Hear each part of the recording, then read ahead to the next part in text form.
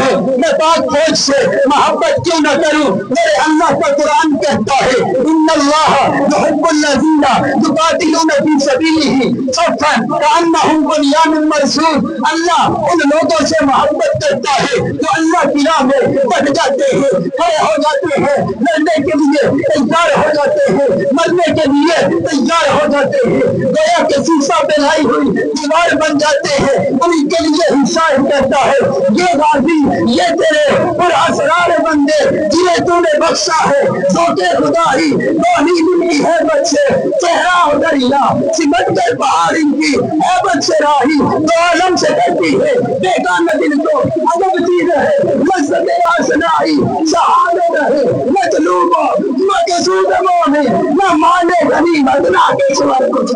نعرہ تکبیر!